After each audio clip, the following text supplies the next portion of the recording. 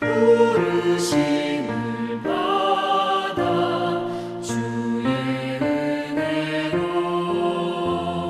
주를 따라가네 주만 따르네 세상 영광 위에 나를 아니요 그 신사랑이 주만 따르고 주가 내려주신 은혜 힘입어 주의 뒤를 따라 힘써 일하네 부르심을 받아 주의 은혜로 주를 따라가네 주만 따르네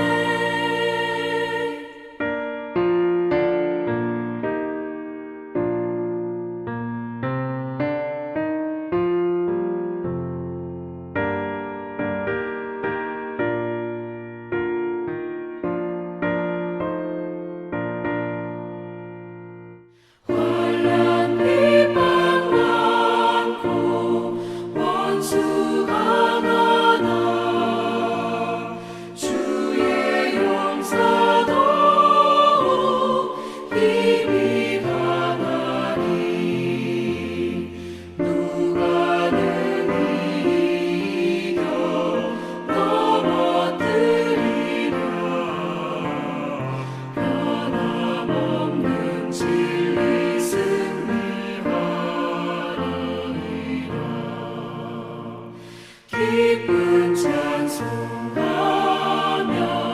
주의 은혜로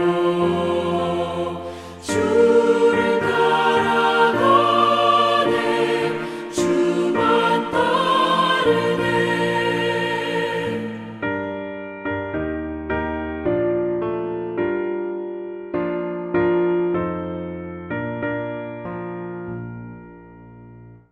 오늘 하나님의 말씀은 출애굽기 15장 22절에서 27절까지 말씀입니다. 모세가 홍해에서 이스라엘을 인도하며 그들이 나와서 수르 광야로 들어가서 거기서 사흘 길을 걸었으나 물을 얻지 못하고 마라에 이르렀더니 그곳 물이 써서 마시지 못하겠으므로 그 이름을 마라라 하였더라. 백성이 모세에게 원망하여 이르되 우리가 무엇을 마실까?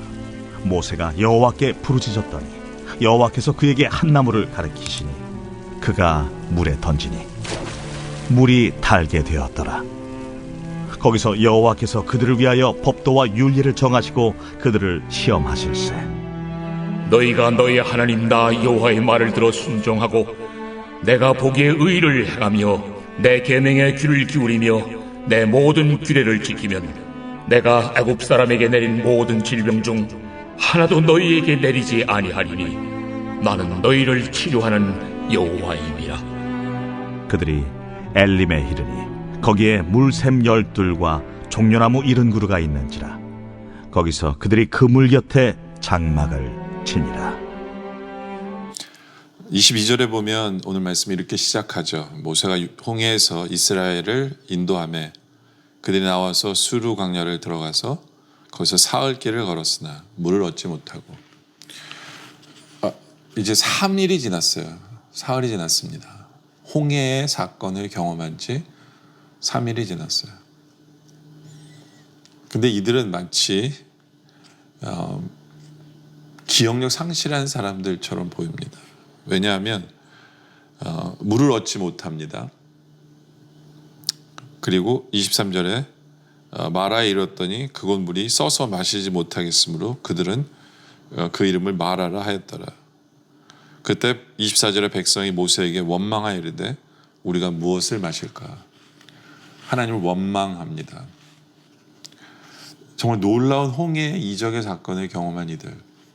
물론 광야의 3일 길이 마실 물이 없다는 것은 굉장히 힘든 시간입니다. 고통의 시간이었을 거예요. 네.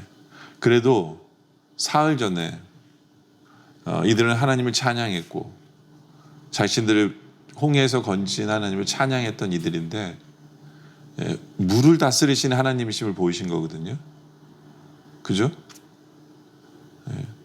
엄청난 물을 갈르신 게 홍해 사건이에요.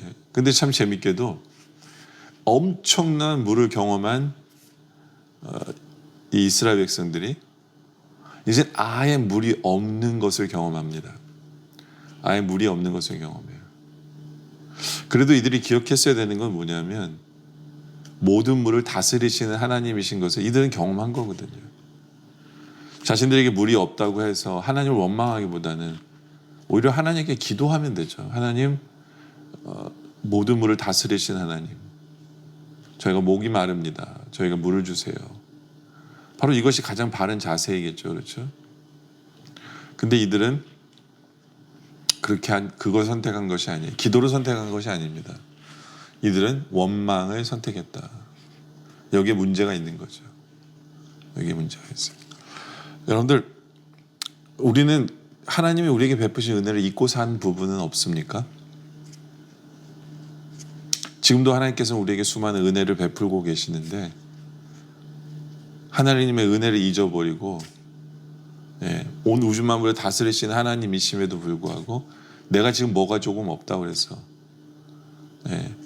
기도하기보다는 원망을 택하고 살아가는 모습은 없는지 우리가 한번 생각해 볼 필요가 있다라는 거죠. 이들의 모습을 또 보면요, 22절에 보면 물을 얻지 못했다라고 얘기하죠. 그러니까 3일 동안 물이 없었어요.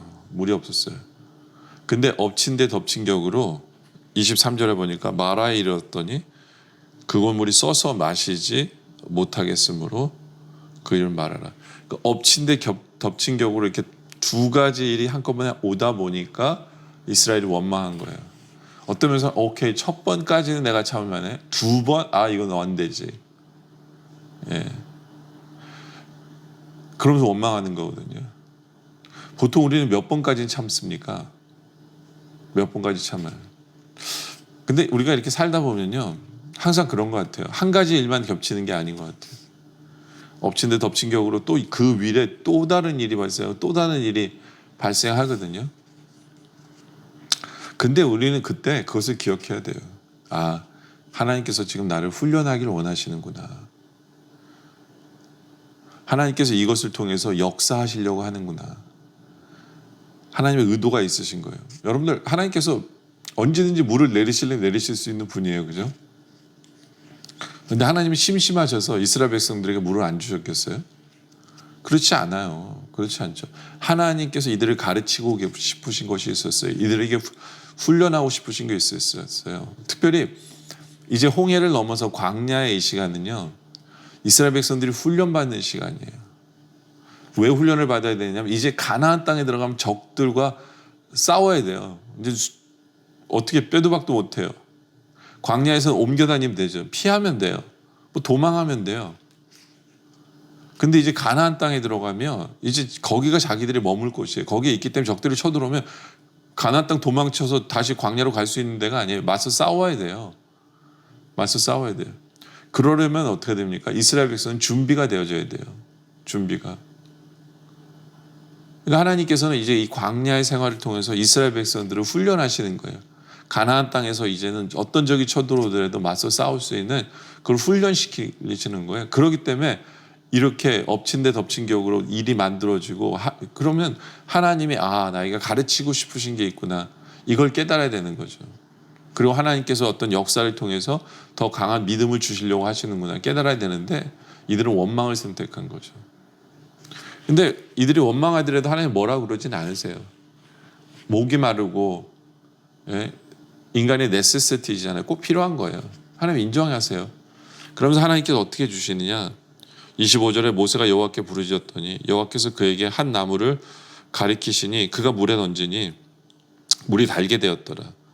거기서 여호와께서 그들을 위하여 법도와 율례를 정하시고 그들을 시험하실세. 그렇죠? 하나님이 그 물에 나뭇가지를 넣으라고 하니까 모세가 넣었더니 물이 달아졌더라라고 얘기합니다. 여기서 이 나뭇가지는 십자가를 상징하죠. 십자가를 상징해요. 그렇죠? 죽을 수밖에 없는 우리들, 쓴 인생을 사는 우리들, 쓴 맛을 보고 있는 우리들, 바로 그 십자가의 모든 은혜로 우리 인생을 역전케 하시는 바로 그것을 상징하는 장면의 모습입니다. 근데 하나님께서 물을 달게 하시면서 뭐라고 말씀하시냐면, 그들을 위하여 법도와 율례를 정하시고 그들을 시험하셨다라는 거예요. 시험하신 것은 뭐냐 하면 그들을 훈련하신 거거든요. 그들에게 믿음을 보이도록 만드는 거고, 바로 그러려고 시험하는 거예요. 왜 시험 봅니까? 실력이 좋아지도록 시험하는 거잖아요. 학생들이 시험 보는 이유가 바로 그런 거예요. 그러면서 하나님께서 26절에 하나님의 참뜻을 이야기하세요. 이르시되 너희가 너희 하나님 나 여호와의 말을 들어 순종하고 내가 보기에 의를 행하며 내 계명에 귀를 기울이며 내 모든 규례를 지키면 내가 애굽 사람에게 내린 모든 질병 중 하나도 너에게 내리지 아니하리니 나는 너희를 치료하는 여호와임이라. 그렇죠? 하나님께서 물을 치료하셨던 것처럼 이스라엘 백성을 치료하시는 하나님이세요. 바로 그 치유자 되시는 하나님의 은혜 속에 살기 위해서는 하나님께서 이스라엘 백성들의 요구하는 게 뭐냐 하면 나 여호와의 말을 들어 순종하고 하나님 보시기에 의를 행하고 하나님 계명에 귀를 기울이고 하나님 규례를 지켜 행하면 하나님께서 질병이 아예 오지도 않고 고쳐주신 하나님이심을 나타내시겠다라는 거예요. 하나님께서 이 교훈을 주고 싶으신 거예요. 하나님의 물도 고치신 하나님이신데 너희를 못 고치시겠느냐. 그러니까 이제부터 이스라엘 백성들이 요구하는 게 뭐냐, 어떻게 하면 하나님의 말씀에 순종할 것인가, 바로 이것을 고민하라는 말씀이죠. 그렇죠? 그리고 하나님께서는 27절에 보면 그들은 엘림에 이르니 거기에 물샘 12과 종려나무 70그루가 있는지라 거기서 그들이 그 물 곁에 장막을 치더라. 참 대조가 되죠. 그렇죠? 마라라는 쓴물이 있고 마실 물도 없었고 참 휴식이 없었어요. 광야길을 여행하면서. 근데 우리 인생에 마라가 있는가 하면 하나님께서 우리의 인생을 훈련시키시고 우리에게 가르치셔야 될 것을 웬만큼 마치시면 우리에게 또 허락하시는 게 뭐냐면 엘림이에요. 엘림. 엘림은 어떤 곳이냐? 참 안식이 있는 곳이에요. 여기 보면 거기에 물샘 12과 종려나무 70그루가, 마실 물이 없었다고 고민했는데 하나님께서 마음껏 마실 수 있는 물을 주십니다. 휴식할 수 있는, 안식할 수 있는 그러한 시간을 허락하세요. 그러니까 우리 하나님께서는 우리 인생을 그냥 막 이렇게 돌리시려고 하는 게 아니에요. 훈련이에요. 그럼 다시 힘을 비축했다가 다시 또 훈련하시고 힘을 붙이겠다. 우리를 사랑하시기 때문에 뭐 우리를 막 망하게 하려고 하시는 게 아니거든요. 훈련해야만 우리가 결국엔 승리하니까 훈련하시려고 하는 것뿐이에요. 그러면서 결국에는 또 우리로 쉬게 하시고 다시 그 다음 훈련을 준비하시는 우리 하나님이신 것을 오늘 본문은 우리에게 보여주는 거죠. 여러분들, 우리 앞에 뭐 어떤 일이 겹쳤습니까? 네. 하나님께서 나를 뭔가를 가르치고 싶으시구나. 내가 배워야 되고 깨달아야 되는 뭔가를 알기를 원합니다. 그리고 제대로 배워서 우리의 믿음의 하나를 더 정립하는 바로 그러한 삶을 살아가기를 원합니다. 네. 그리고 또 우리에게 휴식을 주시는 하나님을 기대하며 또 휴식할 땐 휴식하고 또 그 다음 훈련장에서 또 어떻게 배울 것인가를 고민하며 나아가는 바로 그러한 우리들이 되어주시기를 주님의 이름으로 축원합니다. 기도드리겠습니다. 아버지 하나님, 우리는 살면서 얼마 전에 하나님께서 베푸셨던 그 은혜마저도 잊어버리고 살아가는 우리의 모습은 없습니까? 항상 그 은혜를 새기며 은혜를 붙들며 살아가는 우리들 되게 하여 주시옵소서. 아버지 하나님, 우리에게 어떤 일이 겹칠 때 하나님이 나에게 뭔가를 훈련시키고 가르치시려고 하는구나를 깨달아 알아서 주님의 교훈에 깨어있게 하여 주시고 정말 우리를 치료하시는, 우리의 문제를 치료하시는, 쓴 문제를 달게 하시는 바로 그 하나님을 우리가 이제는 제대로 믿게 하여 주시고 또 그런 인생을 살기 위해 늘 어떻게 하면 우리가 하나님 말씀에 순종하며 살 것인가를 고민하며 살아가는 우리들 되어줄 수 있도록 주님 인도하여 주시옵소서. 좋으신 아버지 하나님 항상 우리에게 또 그 엘림이라는 그 안식의 자리를 허락하시는 주님께 감사합니다. 정말 안식의 자리에서 마음껏 충전하고 하나님께서 늘 우리를 훈련시키시려고 하실 때 준비되어진 그렇게 배워나가는 우리들 또한 될 수 있도록 인도하여 주시옵소서. 오늘 말씀에 감사드립니다. 계속된 기도 속에 함께하여 주시옵소서. 예수님의 이름으로 기도드립니다. 아멘.